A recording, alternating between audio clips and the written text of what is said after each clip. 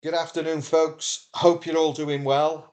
In today's video, I want to discuss what I believe is one of the most important factors when purchasing a player on So Rare, and that is the player's utility. Most of you will know I've done a few videos over the last few days where I've tried to identify players who play for their national team, either at under 21 level or their full national team.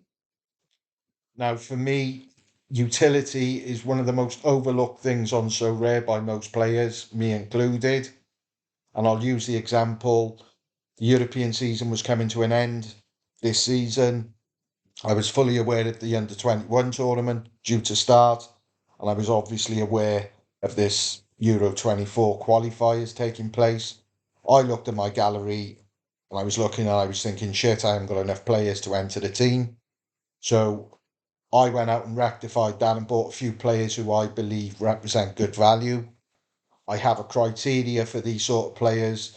I avoid all the big countries, France, Spain, Italy, England, etc., because I'm not willing to pay out what those players cost. For me, the beauty of So Rare and what I enjoyed most is trying to find younger players from the lesser nations and the lesser leagues, and hopefully they improve and they become half decent player and get a move to a better team, and you make good profit on what you paid for them. That's the hope, and that's what I've based my So Rare journey on since the beginning. So, in a nutshell, this strategy is trying to provide me with as much utility as I possibly can get from each player I buy. Now, the example I gave in my video yesterday is Belgium youngsters. Now, for anyone who doesn't know, here's an example. The Jupiler League in Belgium has been reduced this season, so they're going to play less games. So, if I can pick up some good Belgium youngsters who play for either their under 21s or they're on the fringes of the national side, then they're the sort of players I will buy because I know during the campaign they're going to have five, six, possibly more games in the qualifiers that give them that extra utility.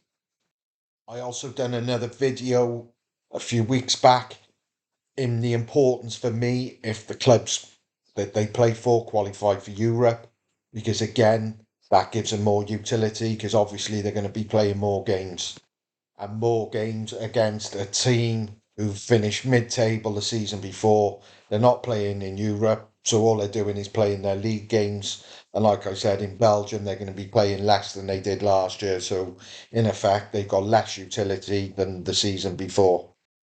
Again, another strategy might be you might look for championship players who play in the English Championship because that league plays more games by a country mile than any other league. It's almost Saturday midweek throughout the whole season. So there's so much utility there. However, there are only a few teams covered, but that's another strategy I'm looking at this moment in time.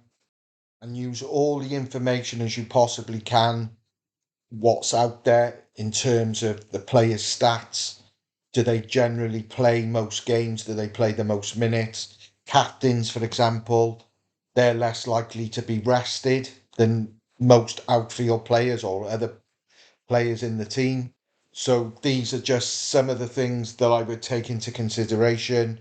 You've either got So Rare data you can take the information from, you can get it from SofaScore with all that information, and it's good information in making you make the right decisions on the right players. Now, I'm not going to suggest to anyone you go down this strategy that you're going to be winning top rewards week in, week out, especially on the international weeks, because you can see my side here. You know, there's two left to play, but the likelihood is I'll be lucky to win a tier five, possibly tier four, if the two perform well. However, I just want to be competing, and I'm sure most people do, on as many game weeks as you possibly can. I know these outfield players that have played are all regular starters for their teams, which is key for the older players because I don't want to be buying players who just play for their country but rarely play for their club side because that's the bread and butter of So Rare. during the regular season. But like I said, if you can find decent players who score decent, who play regularly for their club side, who are in Europe or the Championship and represent their country, as long as it's not like the Faroe Islands or something like that, where they're going to take hammer-ins every week. But even if they play, not for the greatest nations, because in these qualifiers, they will end up playing a few minnows.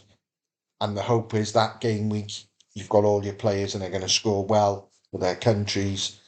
And, who knows where you could finish. So they're just the things that I particularly look at.